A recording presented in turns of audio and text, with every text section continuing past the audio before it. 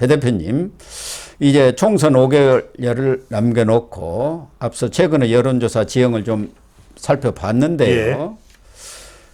내년 총선은 과연 어떤 구도로 짜여질 것 같습니까? 앞서 얘기한 대로 총선이라는 게 결국 인물, 구도, 바람이라는 예. 그 3대 요소를 늘 이야기하고 있지 않습니까? 그렇죠. 그래서 말씀하신 대로 심판과 평가인데 이전에 이 국회의원 선거 또 대통령의 임기 중반에 있는 선거의 특징은 현직 대통령에 대한 심판 성격, 평가 성격이 강했습니다. 그런데 저는 지금 또 한 조사 결과의 추세만을 이제 소개해드리면 지금 갤럽 조사입니다. 갤럽 조사에서 꾸준히 또 총선 구도에 대해서 분석을 해오고 있는 그런 결과가 있지 않습니까? 예. 바로 이제 정부 지원론이냐. 그러니까 윤석열 정부를 밀어주겠다는 것이냐, 아니면 윤석열 정부를 심판하겠다는 것이냐. 정부 견제론이라고 견제론인데 그랬죠. 정부 지원론이 밀어주겠다가 40%, 견제하겠다가 46%인데, 자, 차이는 있습니다. 근데 오차 범위입니다. 왜냐면 이 조사의 오차 범위가 6.2%포인트이기 때문에 이전보다도 좁아졌다는 거예요. 그러니까 좁아졌네요. 많이. 그렇습니다. 이게 중요합니다. 이전에는 39대 48로 9%포인트 차이였는데 지금 3%가 줄어가지고 6%로 오차 예. 범위 내로 들어가 있는 거 아닙니까? 그렇죠. 또 어떤 조사에서는 이렇게 구도로 물어보는 것이 아니라 내일이 국회의원 선거 투표일이라면 예. 어느 정당에게 투표하겠습니까? 물어보면 그렇죠. 이건 연합뉴스 매트릭스 조사나 또 MBS 여론조사 등에서도 할 때가 있거든요. 별로 차이가 안 나요. 네. 그 말씀은 뭐냐면 결국 내년 선거는 윤석열 대통령에 대한 평가 심판 성격도 있지만 이재명 대표에 대한 평가와 심판 성격이 나란히 있는 겁니다. 아, 예. 그래서 민주당이 자꾸만 윤석열 대통령에 대해서 심판이다라고 강조를 해봐야 결국 유권자들은 특히 이제 중도층에 있는 중도 무당 MZ세대 수도권, 그러니까 아까 서울의 차기 정치 지도자를 물어보더라도 한동훈 장관이 1%포인트 앞설 정도입니다. 예. 그 이야기는 서울에서 이재명 대표 잘했다, 이재명 대표가 다음 대통령 감이다라는 의견이 왜 높지 않겠습니까? 이재명 대표에 대한 심판 여론도 동시에 작동하는 겁니다. 예. 그래서 내년 선거는 말 그대로 저는 대선 연장전이다. 대선 한국 시리즈다. 한국 시리즈다. 그래서 대선, 지선, 총선 이렇게 3년전을 벌이는 거예요. 그렇습니다. 예. 그래서 저는 내년 총선에서 정말 끝장승부를 벌인다. 윤석열 대통령이냐 이재명 대표냐, 그 정말 처절한 승부가 전개되고 있기 때문에 윤석열 대통령에 대한 평가뿐만이 아니라 이재명 대표에 대한 평가와 심판이 함께 들어가 있는 선거라는 걸 알 수 있는. 구도는 그렇게 짜여진다고 하더라고. 그러면 총선을 좌우할 어떤 뭐 가장 큰 포인트랄까? 흔히 말하는 뭐 수도권이라든가 또 중도층, MZ세대 이런 부분들이 물론 총선에 지금 가장 중요한 포인트는 되지 않겠습니까? 자, 저는 지금 결국 많은 관심이 대구로 몰리고 있거든요. 저는 총선에 대해서 배종찬 소장이 한 단어만 선택하라 그러면 저는 탱크, TK입니다. 탱크. 예. 예. 어떤 여론이 지금 나오고 있냐면 대구 안 대구. 얼마나 지금 대구에 대한 관심이 많거든요. 예. 그러니까 지금 대구를 보시면은 윤석열 대통령도 대구 칠성시장 공들입니다. 여기에 박근혜 전 대통령도 있습니다. 홍준표 시장도 있습니다.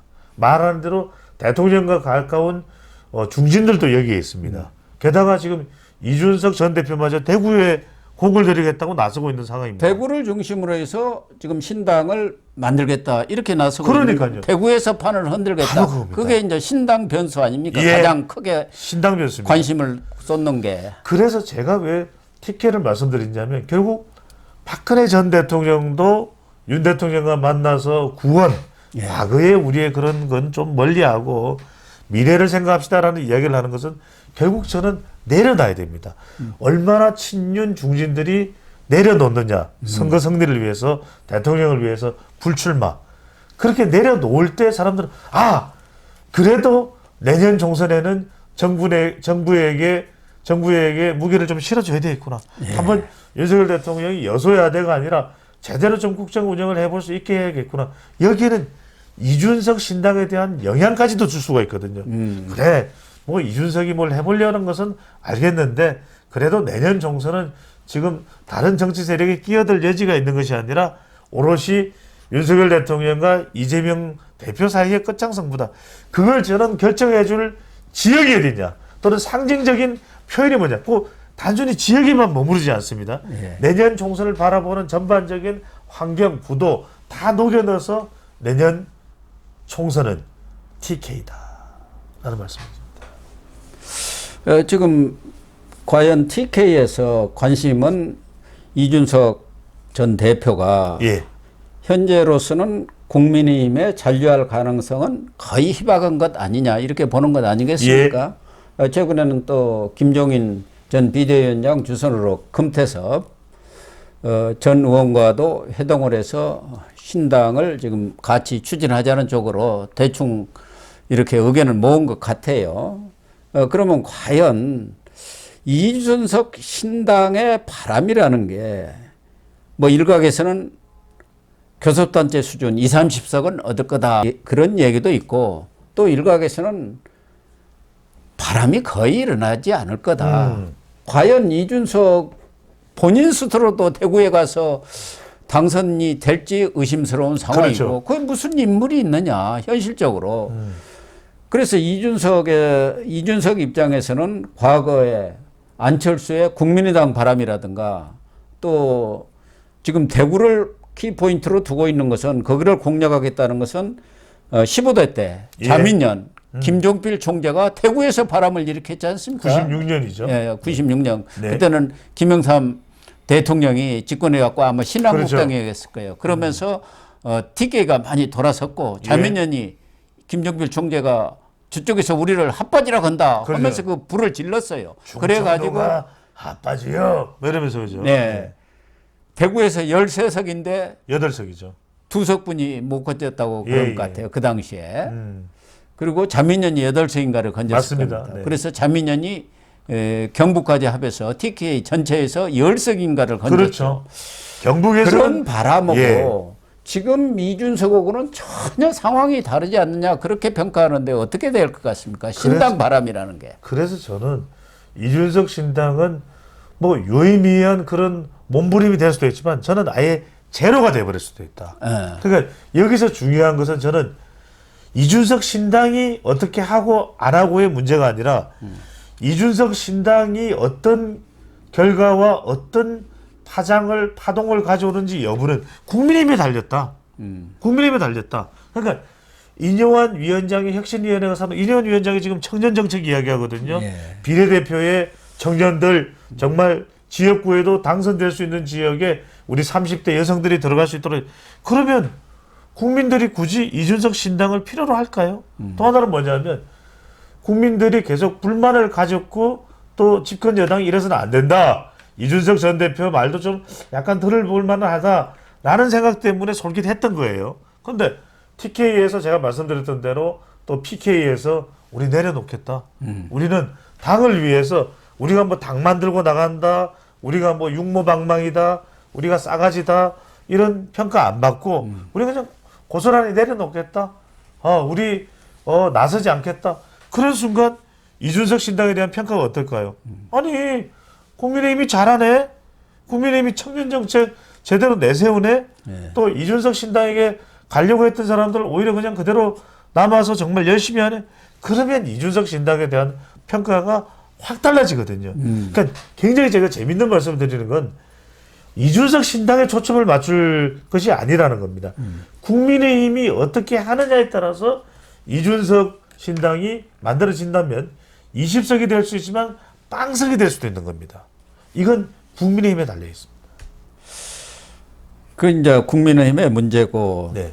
또 하나는 이준석 신당도 신당이지만 민주당도 지금 조홍천 의원이나 이런 분들은 질식할 상태다. 이런 식의 얘기를 하고 있고 이재명 대표도 이른바 비명계랄까 반명계에 대한 고사작전에 나서고 있는 것 아니겠습니까?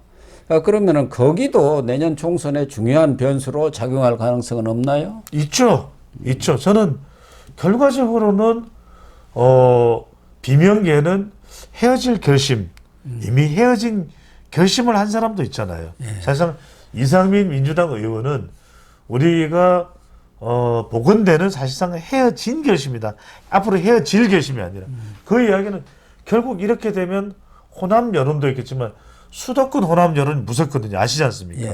여기에 대해서 아니 당도 하나 제대로 단속을 못하는 사람이 총선 이야기하고 대선 이야기에 이건 후폭풍이 붑니다. 그러니까 이원우, 김종민 다독이지를 못하는 거죠. 그러면 결과적으로는 호남 여론도 중요하겠지만 수도권의 호남 여론이 더 주름해진다. 왜 서울에서 민주당이 왜 서울에서 이재명 대표가 개인적으로 지지를 잘 얻지 못하냐면 바로 이 호남 여론도 무시를 못하는 부분이거든요. 그 국민의힘은 그래도 인요한 호남 출신의 혁신위원장이 5.18 묘소에 가서 무릎을 꿇고 있거든요. 그러니까 호남과 진정성 있는 소통에 대한 시도를 하는 겁니다. 그게 사실은 호남의 호남 여론도 있겠지만 수도권의 호남 여론도 영향을 미치고 또 하나는 뭐냐면 참 우리가 소통에서 중요한 것은 정말 허심탄회하게 만나야 되지 않습니까? 그래서 저는 이해가 안 되는 게 왜 이상민 의원 안 만나죠? 왜 종천 의원 1대1로 안 만나죠? 왜 이원욱 의원, 종천 의원 안 만나죠? 만나야 이 사람들 쓴소리가 뭐고 이 사람들이 당을 위해서 이야기를 하는 이유를 당대표가 새길 수 있는 거 아니겠습니까? 근데 그런 게 없다 보면은 결과적으로는 이탈할 수밖에 없다. 그러면 그게 중도층이나 무당층 사실은 내년 선거를 수도권 선거라 그러거든요. 수도권 민심에 영향을 미칠 수밖에 없는 것이죠. 그래서 지금 수도권 민심에 영향을 미치는 요인은 물론 인물이라든가 구도라든가 또 신당 그런 것이 태동하느냐 이런 부분도 영향이 되겠습니다만은 또 하나는 정책적인 측면이 있지 않습니까? 그래서 그 부분에 있어서는 국민이 지금 앞서가고 있는 주도권을 잡은 것은 분명하단 말이에요. 그러면은 민주당에서는 뭐 이런 것을 떠나서 지금은 민주당이 끌려가는 그런 형국이 됐어요. 그러다 보니까 국회에서 지금 힘자랑을 하고 있는 거 아닙니까? 탄핵. 엉뚱하게 탄핵을 한다, 뭐 한다 해갖고. 그러나 그것이 과연 국민들한테 먹힐 거냐. 이재명 대표가 뭐 우리나라 성장 3%론을 내세웠습니다만은 거기에 대한 구체적인 뒷받침이 없이 그냥 말로만 하다 보니까 아무런 반향이 없어져 버렸단 말이에요. 그러면 뭔가 민주당이 내놓을 수 있는 뭐 반전 카드랄까 뭐 이런 것은 없을까요? 지금 민주당으로서는 김건희 특검이 이제 곧 발족이 될 수밖에 없습니다.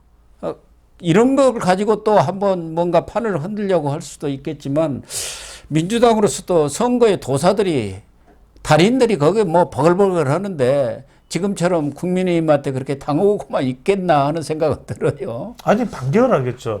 근데 그 반격의 내용이라는 게 대체로 네거티브할 가능성이 높습니다. 네거티브. 윤석열 대통령의 충격적인 실상 또는 김건희 여사와 관련된 알려지지 않은 정말 치명적인 내용 막 이런 걸 이제 덜추어내고 시도를 하겠죠.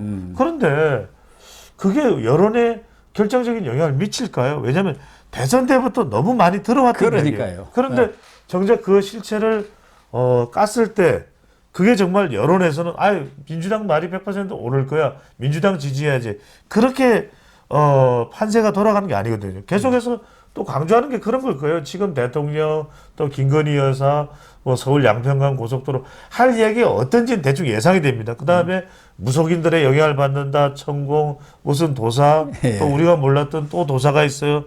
그런데 우리 국민들의 민도가 매우 높습니다.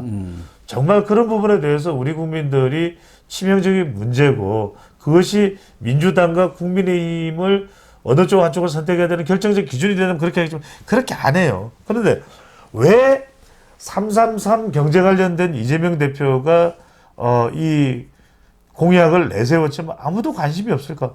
그게 될지 안 될지도 궁금한 거지만 더 우선순위가 있습니다.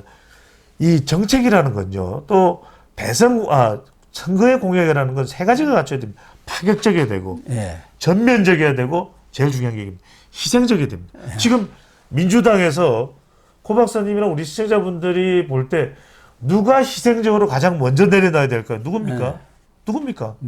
이재명 대표죠. 이재명이죠. 근데 자기는 뭐 개항에서 딱또 아니, 공천받아 당선되겠다는 거 이재명 아닙니까? 대표가 내려놓는 게 없어요. 그러니까 이재명 대표가 정말 총선에 이기는 길이라면 대표직도 내려놓을 수 있다. 네. 나는 다 내려놓을 수 있다.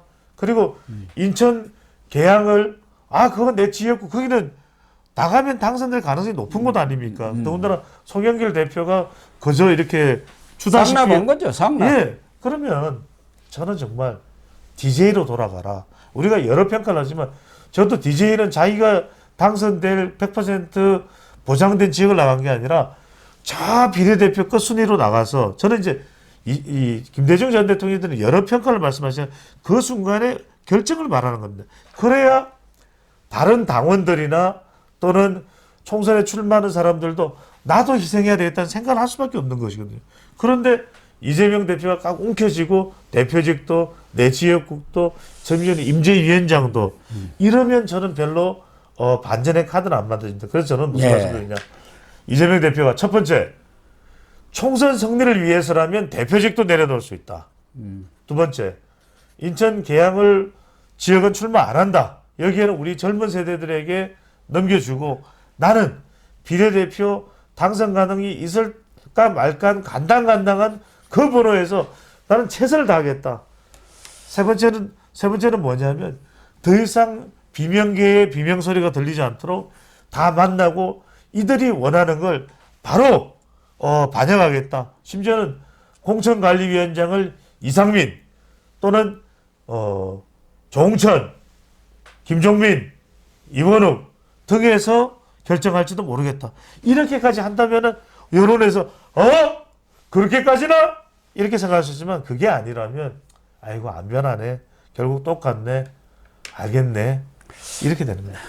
그래서 결론적으로 우리 배 대표님이 여론조사 또 전문가이시고 또 이런 상황들에 대해서 늘 주시를 하고 계시니까 결국 내년 총선에서 누가 승리를 하냐 그게 하나가 있고 거기에 승리도 과반을 얻었으면 더 좋겠다. 특히 국민의힘 같은 경우는 절실하지 그렇죠. 않습니까? 절실합니다. 네. 그래서 내년 총선 전망을 좀 개괄적으로나마 지금 한다는 것은 조금 앞으로 변화무쌍하기 때문에 뭐 좀 성급한 측면은 있습니다만은 네. 기왕 나오셨으니까 내년 총선 결과는 대충 이런 수준은 되지 않을까 하는 전망을 좀 해주시죠. 결론적으로요. 일단은 굉장히 어려운 거고 저로서는 이제 좀 조심스러운 건데 또 진행자인 또 우리 고 박사님께서 말씀하셔서 저는 일단 지표를 가지고 말씀을 드릴 수밖에 없습니다. 지금 지표상으로는 정당 지지율도 거의 뭐 오차 범위 내에 있고 대통령 지지율도 아직까지는 바짝 올라간 상태가 아니기 때문에 저는 지금은 비슷해 보입니다. 비슷해 보입니다. 워낙 2020년 총선에서 민주당이 압승해 있기 때문에 민주당으로서는 뭐 200석 이야기가 나오는데 그건 고사하고 2020년 총선 때만큼 180석을 달성하기는 좀 쉽지 않다. 어려운 내년 총선 구도다. 이렇게 봐야 되겠죠. 비슷비슷하니까. 국민의힘도 최소한도 수도권에서는 35. 그렇죠. 그리고 40석 이상은 얻어야만이 일당이 될 수가 맞습니다. 있습니다. 그런 면에서 뭐 한동훈 장관 출마 가능성도 말씀을 드렸고 김포시 서울시 편입이는 공약을 내세우는 것도 뭔가 좀 판을 변화시켜 보겠다는 노력이기 때문에 적어도 지난 총선보다는 국민의힘은 더 절박하게 몸부림을 칠 가능성이 상당히 얼마나 높다고 얻을 것 같습니까? 지금 그래서 결국에는 150석 싸움이겠죠. 150석 싸움인데 아직까지 저는 두 정당 모두 150석에 도달하지는 못했다. 150석에 못 미치는데 저는 이 말씀을 드릴게요. 어느 정당이든 이건 우리 고 박사님이나 우리 시청자분들도 공감해. 저는 희생입니다. 어느 쪽이 더 희생하느냐, 어느 쪽이 더 뼈를 깎아내느냐 여기에 저는 달려있다. 이뇨한 혁신위원장이 더 뼈를 깎아내려고 하는 거에 대해서 화답이 오느냐, 국민의힘 내부에서 또 국민의힘 스스로가 당의 승리 또 국정의 안정을 위해서 더 내려놓느냐. 마찬가지로 민주당도 이재명 대표가 정말 진정성 있게 내려놓느냐, 친명들도 겸손해지느냐 이 싸움이 벌어진다고 봐야 되겠죠. 예, 알겠습니다. 한번 지켜보도록 하겠습니다. 예. 아직도 5개월이 남아있기 때문에 뭐 선거는 3일 전, 일주일 전에 결정된다는 맞습니다. 말이 있는 것처럼 네. 그 사이에 엄청난 변화무쌍한 변수들이 작동을 할 테니까 지금 선거법에 어떤 결론을 내린다는 것은 시기상조인 것 같습니다. 예. 네, 시청자 여러분, 오늘 방송은 여기서 마치도록 하겠습니다. 시청해 주셔서 감사합니다.